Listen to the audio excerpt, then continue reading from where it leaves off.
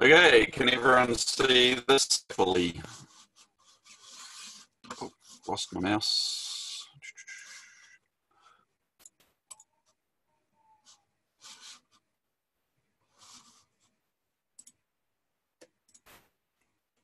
Okay, thanks everyone for coming. So this is Piako Gliding Club's second conference that we're hosting online, just as a way to keep us all connected in some way. I was asked to do a talk on, I was just going to plug SkySight for an hour and a half, but then someone suggested I talk about convergences. So that's what we're going to cover today. So thanks to the Matamata Soaring Centre for helping pay for this Zoom account, along with Gliding New Zealand, and Piako Gliding Club, of course, for organising these talks. Much appreciated. And I've got a plug there for Pure Glide, my YouTube channel. So I've got some good flying videos on convergences on there, and there's more to come soon. So we'll cover that a bit later. There's a nice picture, nothing to do with convergences, but it was pretty. So what is a convergence? I think most people have a fair idea already. Here's another picture that has nothing to do with convergences, but I thought it was a cool picture. But also it just shows what we're dealing with when we think of an airmass.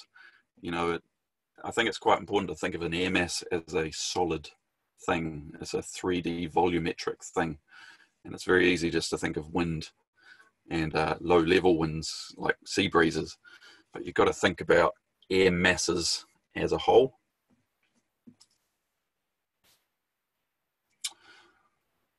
And a convergence is basically where two air masses meet in some way.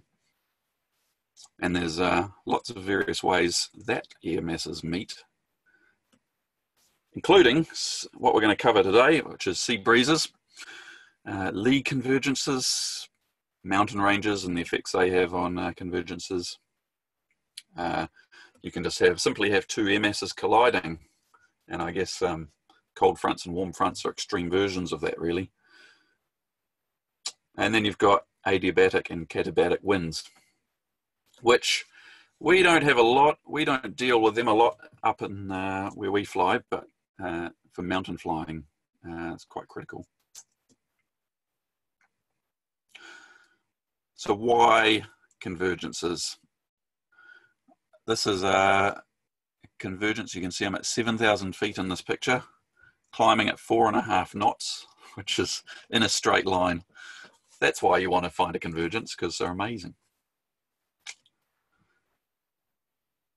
So of course, if you find a good convergence, you can often climb in a straight line without stopping, which is critical for getting decent distance or speed throughout the day. Sometimes convergences are weak, and you know, ideally they're strong enough that you can just go and blast along in a straight line and climb. But often they're weaker than that, and even when they're weak, they still provide zero sink, basically, is what you're after. And so that can get you quite a good distance with very little loss of altitude. The other useful thing about convergences is they often trigger thermals. So if you can spot and identify a convergence, chances are on that edge of it will be a good location to find thermals.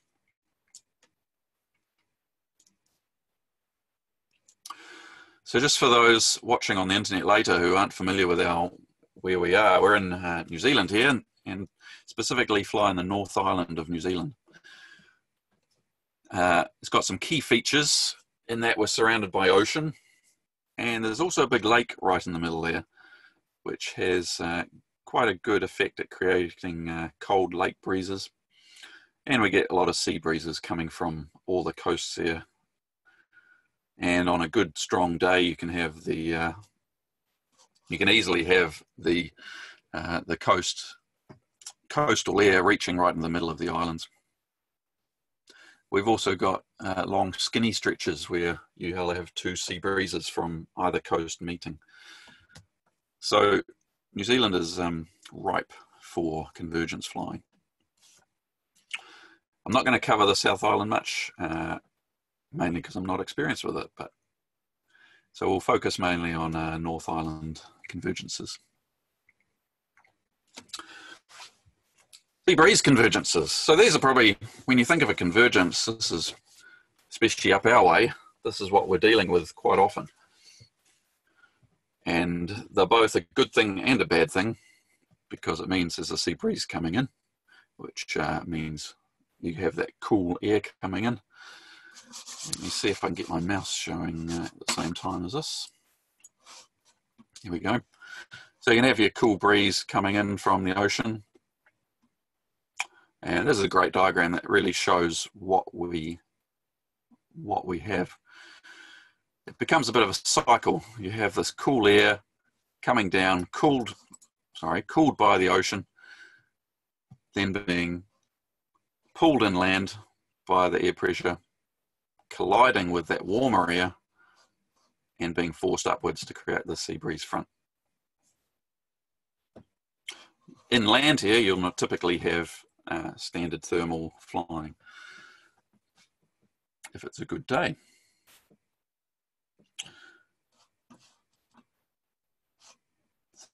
The key features of this, we have, you can see the daggy bits hanging down here.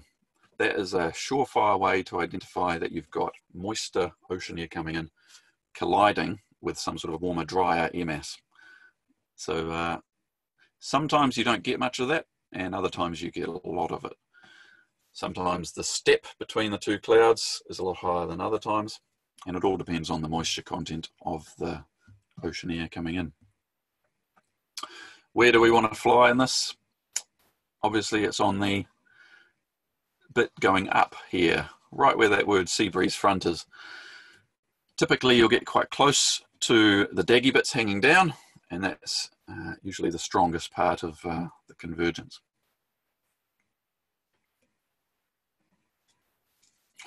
Let's have a look at some of these. So this is a typical example we get up at Thames area, and this shows the daggy bits hanging down perfectly. Also shows, you can see a very defined step here with that cooler moist air creating this cloud, and then the higher clouds up in front of it. So the strongest part of lift is just on the inside of those low clouds. This one over here, you can see you've got lots of little daggy bits. What's interesting about this, sometimes you'll get a nice curtain all the way along in a nice line, but that doesn't always happen. Sometimes, like in this case, you can see you've got a big blob of cold air coming in here, and then another blob here, and there's a gap in the middle. Sometimes you get a nice line, and other times you don't.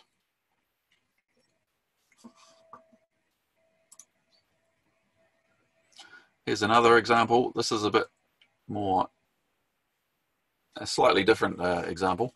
We've actually got the wind coming off from the side here, and you can see that closest to the ocean there, you're getting a bit of that moister, colder air, creating those daggy bits hanging down.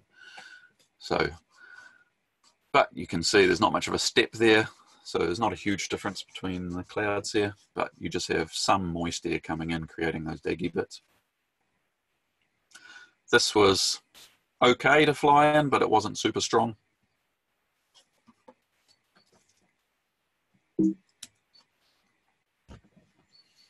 Here's another example, Tekafota direction. So this is looking towards the west coast, and you can see what is starting to become a sea breeze out on the coast there. And so this is a trick. You need to look and identify and see what's happening. You'll know that the sea breeze will slowly in time throughout the day push in further inland.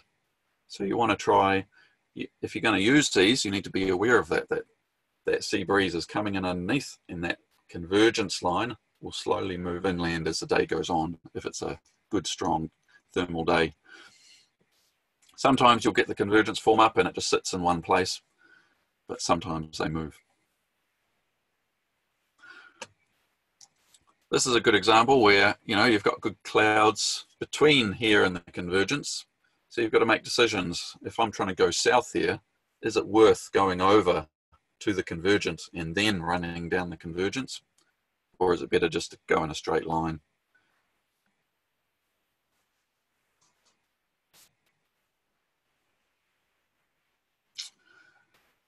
So up north of Auckland here, we've got quite a narrow landmass, which has the big advantage of getting sea breezes from both coasts coming in.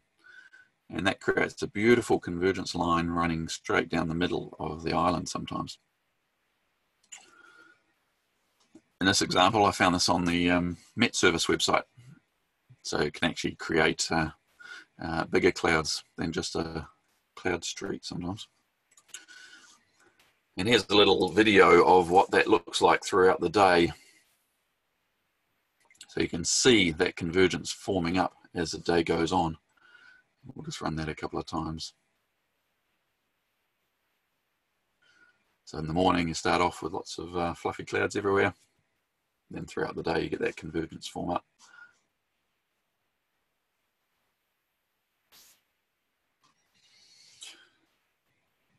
So sea breezes are very useful for doing bigger flights than normal. You can really get a bit of distance and speed on a flight if you can identify and use a convergence. So, of course, how to use the forecasting tools like SkySight to figure out whether or not you're going to have a convergence day. If I happen to be the agent for SkySight, so if anyone wants to try out SkySight, you can try it for 7 days. And we have a coupon code there. So if you buy a year's subscription, you'll get you'll get a month free discount if you use that coupon code.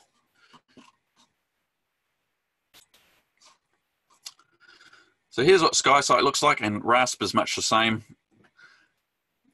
What I normally do if I want to try and identify whether or not we're going to get convergences is have a look at the thermal strengths throughout the day as the time changes. So here we are at 2:30, and you can see it's showing around the coasts here lower thermal strengths. Let's go forward to 3:30 and then 4:30. So you can see SkySight's predicting that sea breezes are going to be coming in, and these the thermal strengths over by the coast will be diminishing.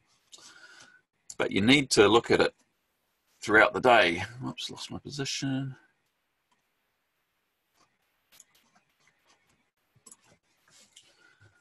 As you step through, you can see the change there. Let's have a look at the wind on the ground. So you need to look at ground level winds for predicting sea breezes. And you can see here we've got the wind coming in from the west coast there. The edge of the coast is here, so you can see how far it's predicting that will push in by 4:30. And then you're over the other coast, you've got wind coming in, and then you see the Firth of Thames here, you've got wind coming from the south. So that's indicating that the landmass is sucking in those sea breezes quite happily. Now, it's not super accurate at predicting how far these sea breezes are going to come in or out, but it gives you a good indication that throughout the day you can expect sea breezes to come in. And if we have a switch over to the convergence forecast at 4:30, it's best to look at convergences around the 4:30 mark. They tend to form up better as the day goes on. So this is critical. If you want to do a big flight, let's say you want to do a big flight around Hamilton, for example, starting at Matamata, heading south to Te Kuiti and then back north. If you can find a day that has a big convergence running down that west coast, that'll make that flight much more possible. So you can see here it's showing where it thinks the sea breeze will collide with the other Airmass, and it's showing convergence lines there. But you'll also notice there's lots of convergences. You'll get more convergences in the middle here as well. And this is typically what we see. Over the hills and areas, you'll get bits of wind coming in through the low points and the ridges, and they form their own little convergences. So it's not just the coast where you'll end up with convergences, but you can expect them around where the sea breezes form. Any question on sea breeze convergences there? You'll have to turn your microphone on if you do have any.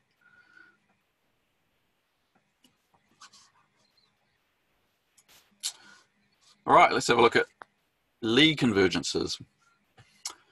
So these are interesting wee beasts, and this was a forecast on Skyside I found not too long ago that shows the effect quite well.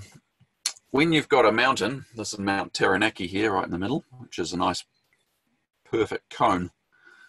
But these principles apply to any mountain that's going up into the air mass. You've got the wind flowing around this mountain, and the mountain and the terrain underneath influences the direction of the wind, which means that northwesterly wind you've got coming in can changes direction as it wraps around the mountain, and you end up with it colliding with itself. And that creates lee convergences. Now, typically, these will be lined up with the general wind direction. You'll also get in here, of course,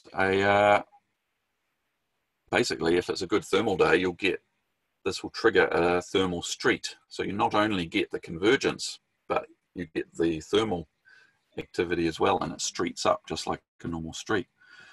So these are surprisingly good to use, and we often see these around the Waikato here. If you have a look here, you can see you've got Mangataut tree right in the middle here, and Pirongia. If you've got southerly winds, you'll often get big lines of clouds coming off these mountains, and they're usually both a combination of a street and a lee convergence.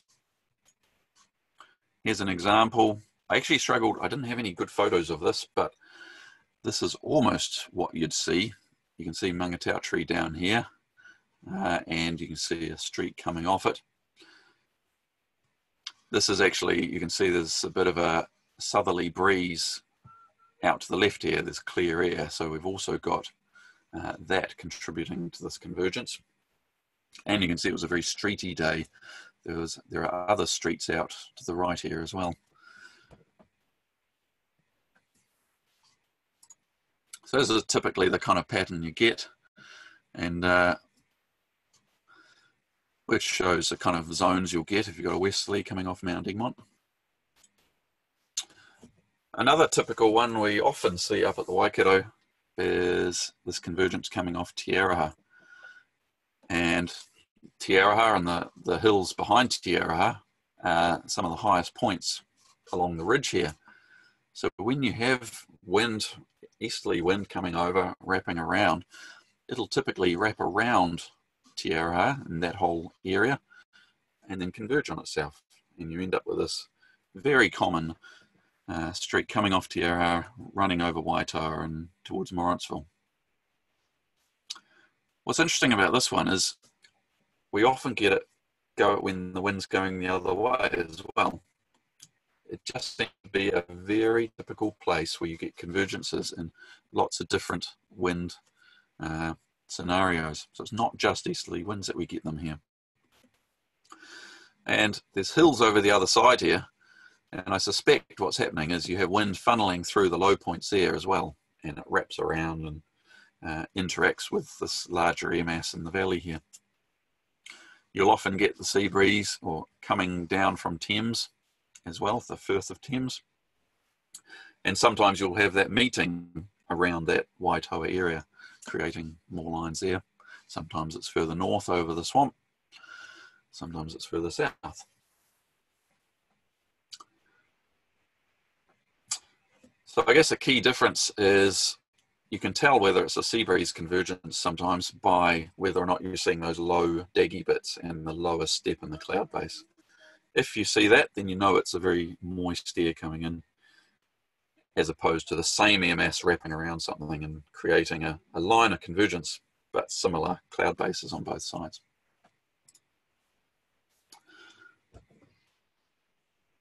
So how do you know the difference between a street and a convergence? So generally, streets will align with the wind.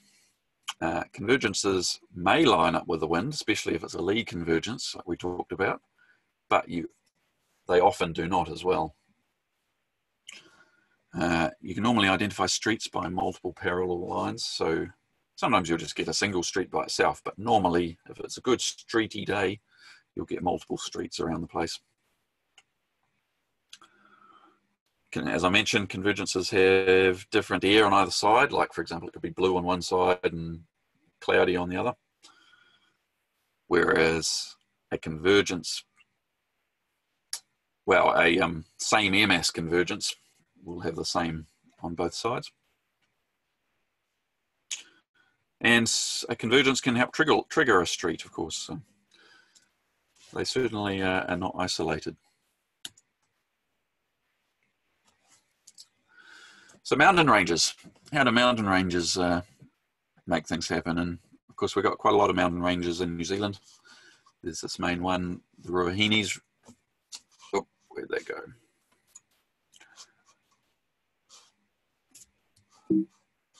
Push one button on my remote here and it's gone. We have the mountain range here running from the Ruahinis up to the Urueras. We have the mountains in the middle, of course, which are quite good at creating lee convergences. You've got generally a range of hills running down towards National Park on the western side of Taupo there. So all these mountain ranges take effect and affect how convergences form. Here's an example on the Ruahinis from our time down in Waipukurau recently. And you can see this is a good, strong convergence forming up right over the Ruahinis, which is quite common. The mountains will stop sea breezes coming in, so if you have a low-level carpet wind, that'll be the point that it can reach easily before it gets too strong. It will stop there. They divide up air masses as well, so you'll often have drier air mass on one side than the other. And you can see in this case, you also have the sun heating up one side of the mountains here. So that will be helping contribute to that moving air coming up one side.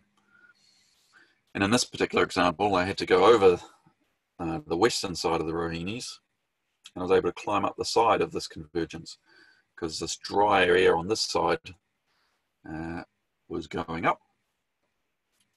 It was almost too dry to form clouds. You can see little clouds forming on this side, and the other side is quite moist and creates that lower level cloud.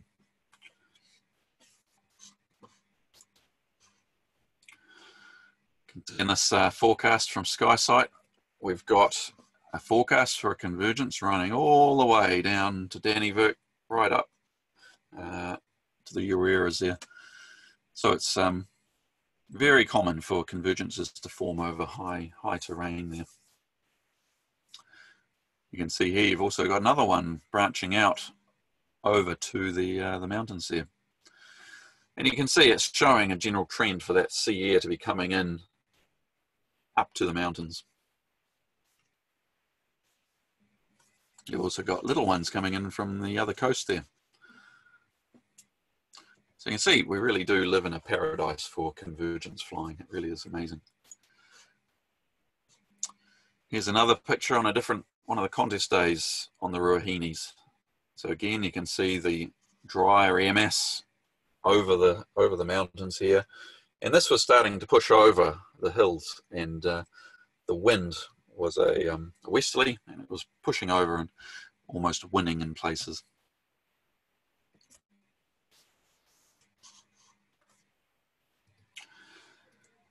I've got a little video of what that looked like here, and you can see this is a video of that same day, I believe. And I was running down this convergence line, and you can see there's a bit of a step in the cloud here, but it's very patchy. You can see the Ruahini spread out down at this end of where I am. And what's happened is I've come along here, let's go back a bit, I've come along in the main convergence, trucked along, and I didn't pick up that out to the right-hand side here, it's actually formed up again. And so I came down here. You can see a little step in the convergence still happening here, but it's starting to get patchy. And I ran out of convergence about here. And it was about here I realized I really should have made sure I jumped over the other side and kept running the convergence down there. You can see there's almost two convergences here. You've got convergence out to the right, and then you've got a downwind convergence. So it's where the wind and the air mass is getting through over the hills. As we go further south, then I had to do this big dive, and you can see I lost almost 1,000 feet doing that. Whereas if I was over in that convergence, I would have been able to maintain my altitude and keep trucking along. And down this end, you can see it actually peters out, and there isn't much of a convergence. A little bit there, but not much.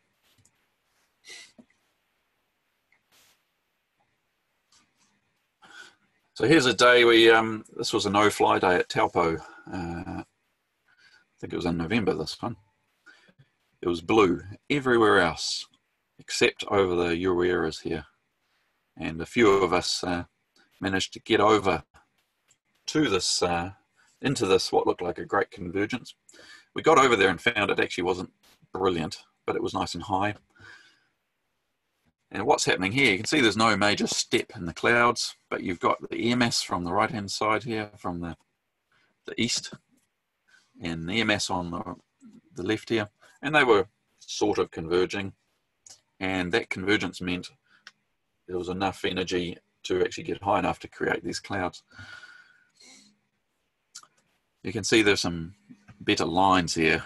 I didn't quite have the kahunas to go right into there, but there was a definite convergence over there. I did. It wasn't that good, Tim. No, exactly. Oh, did you go over there, did you? I did, and then scuttled back. Yep. And you can see there's nothing to indicate it's really brilliant. It's pretty flat, but we were still higher than, we were still 8,000 feet or 9,000 feet, so it wasn't all bad. And it was triggering the thermals around, so there were good bits.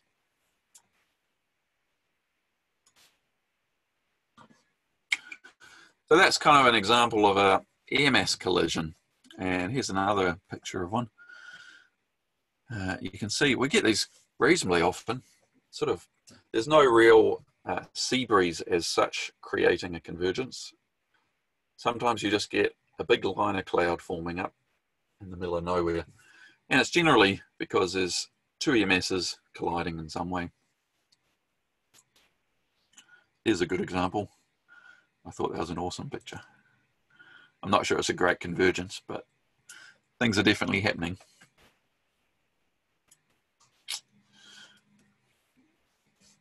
So, as I've mentioned already, the air masses, you know, you can have a lot of differences between two different air masses. The moisture levels, of course, create that step between the cloud bases, which is very useful.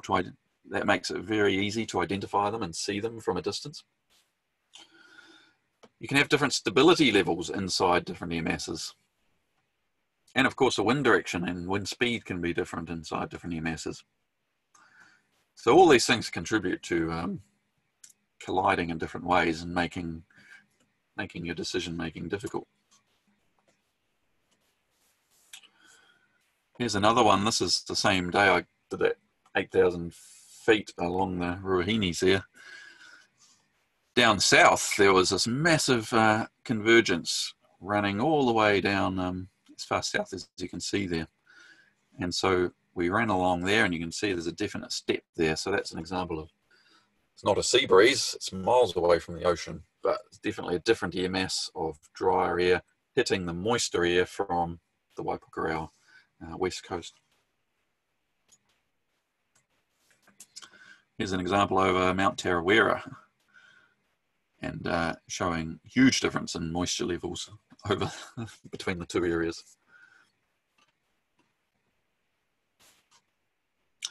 And another one over Manamana. I think that's rain there.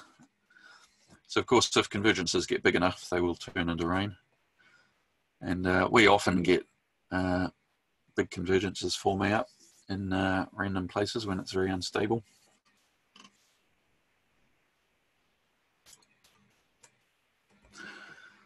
So the other type, which I don't know a huge amount about myself, but those who fly in mountains a lot are more familiar with these. I can't say I've ever used the knowledge of these to any use in real life flying, but I'm sure I've heard stories of Katabatic winds in particular. Late in the day, if you're trying to get home and you're flying between valleys, you have gentle, cool winds coming down the side of the mountains, and at some point they'll have to collide with each other, and they may create a line of or an area of zero sync, and it might be an area as well that triggers those very late in the day thermals. And then you have that cool air flowing down a valley as well. So we don't use this a huge amount, but I'm sure the Kaimais would create this at some points. And it's very important to think about.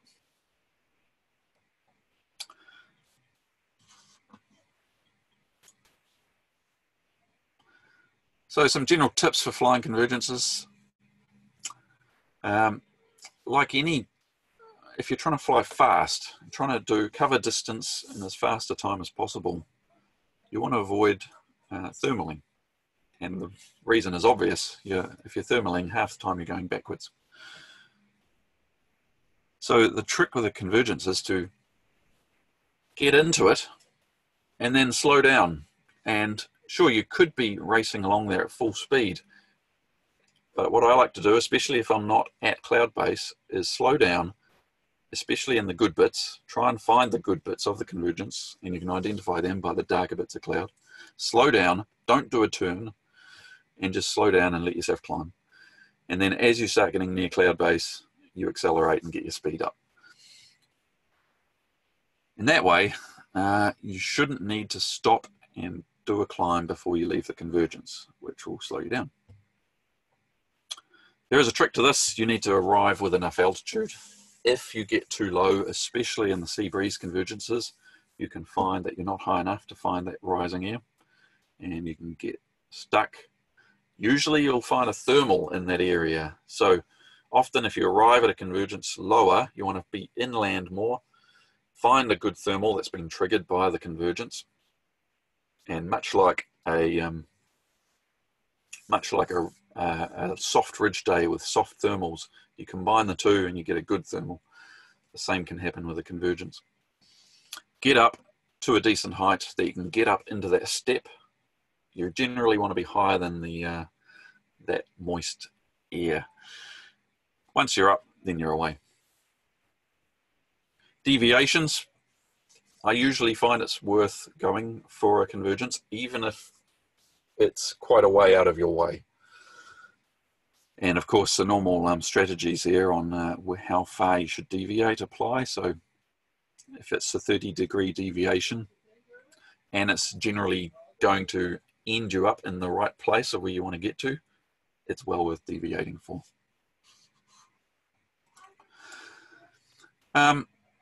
Look for the step, make sure you fly on the right side of it. I remember my first 50k to Thames, I had this view and I trucked on. I didn't know anything about convergences and I just flew to Thames. And as you can imagine, I landed at Thames because I didn't realize once you've gone through the step, there would be nothing on the other side. Generally, you want to fly on this side of the lift.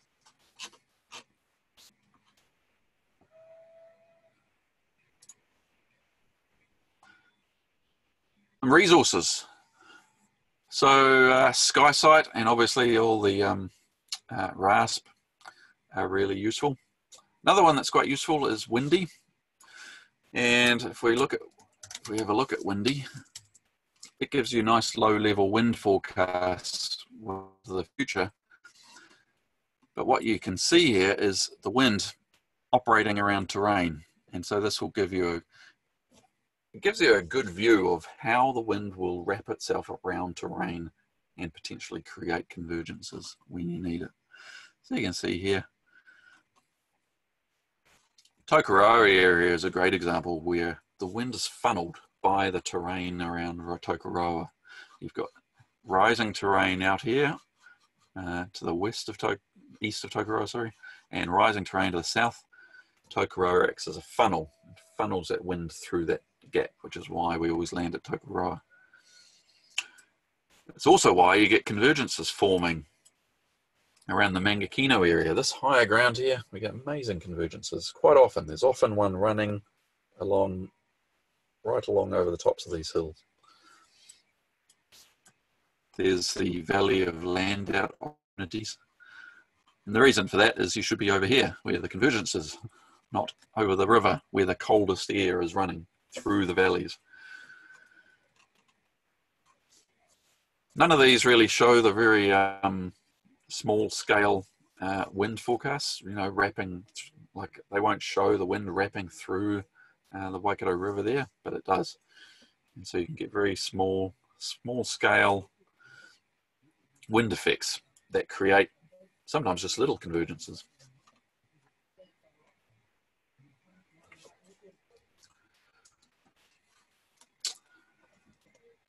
YouTube is a great place to find convergence videos. There's quite a few on YouTube that show people flying in convergences. A book that would be very useful for this, and I wish I had had it before I started this talk, but I didn't, is G. Dale's The Soaring Engine version 2, where half of the book is dedicated to convergences and the other half is dedicated to wave flying. So that would be a very good read as well, which I'm quite keen to get hold of myself.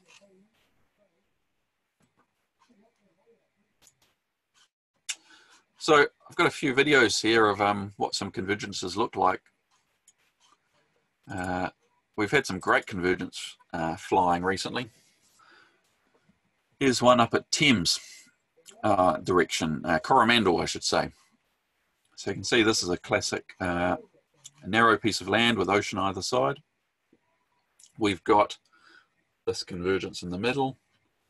I'm not sure there was a very strong sea breeze, but it just worked really well. And I don't know how well this will come through with the video chat, but if we play this, you can see we can fly along here and barely need to stop flying. It's quite a wide convergence, so sometimes it is like this, it's hard to figure out which bit you should be flying in. But generally just go for the darkest bits of cloud.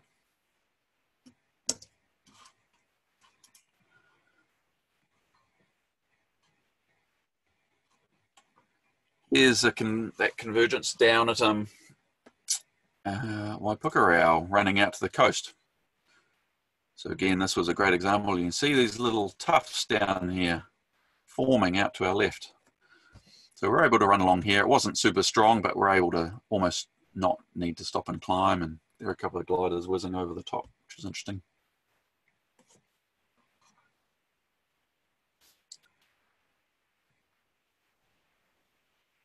And then you can see as I turned around, the whole thing had sort of disintegrated. And it was, yeah, it was falling apart. I guess that's the key thing I haven't touched on much, is they do change, and they change quickly.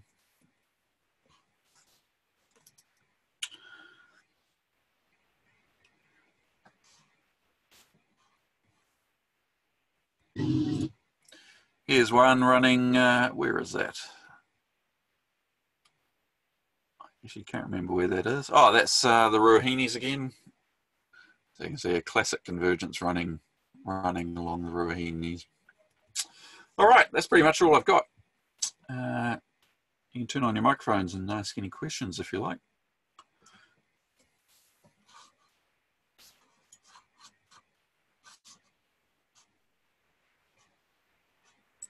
That was good, thanks, Tim. Jared here. Hi, Jared. It looks like you're another presentation called Whether to Fly at some stage. That's right. That's what this talk was going to be. Oh, okay. Based around weather forecasting. Okay. We turned it into a convergence talk. No, I remember one of the regional comp days coming up from Matamata towards Mercer and getting up, getting home, feeling pleased with myself as an early competition pilot. And then briefing next morning, everyone's saying how fantastic the convergence have been up there, and I simply hadn't recognised it. Yeah, and often they're not obvious. You know, often you've got a good thermal day, and you've just got an area where there's a sort of a line of thermals. G'day, Tim. G'day. You know that convergence we were doing down the river Highness there and so on, and you commented on my turning around to, you said, oh, I don't know why he's circling around there. Yeah. That was, I'm not, there was those few days that I was flying in the Duo was the first days that I'd actually had much interaction with the farm. Ah, right. And I could see a glider behind me. I didn't look at it hard enough to figure out anything about who it was or anything like that. If it would tell me, I don't know if it did.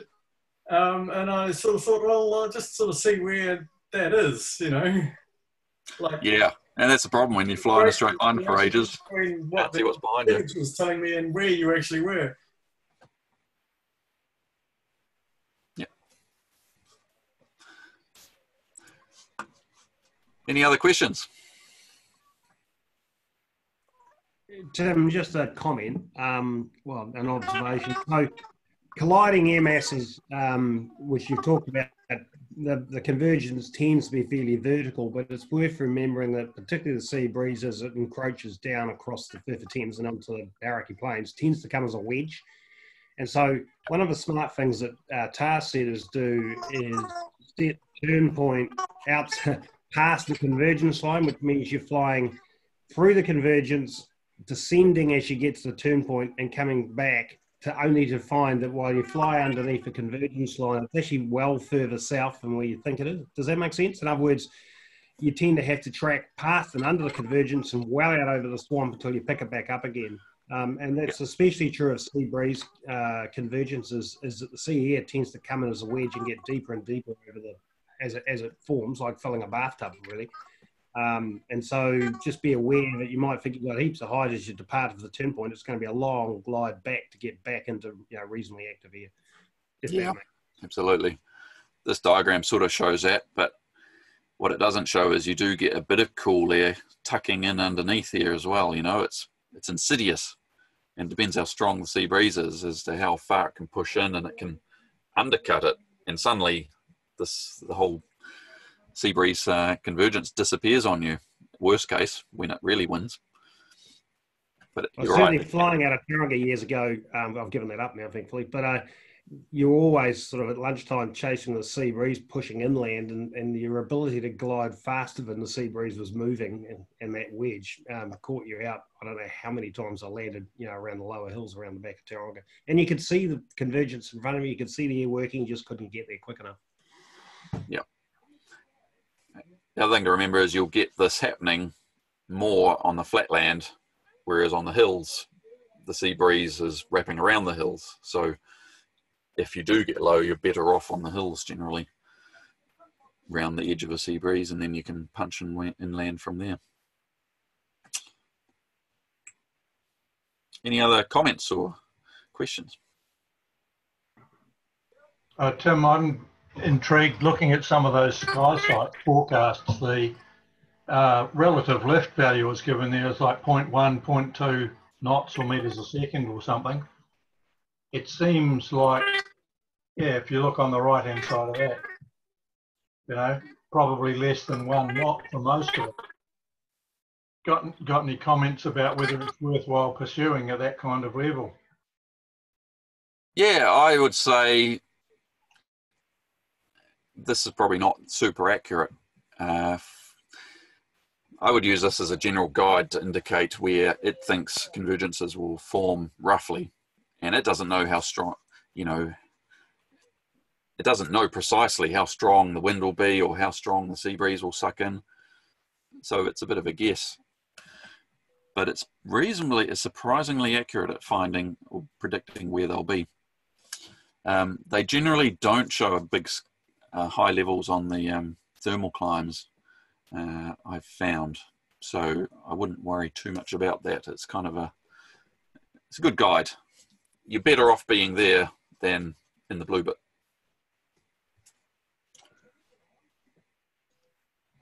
Yeah, awesome. Thanks.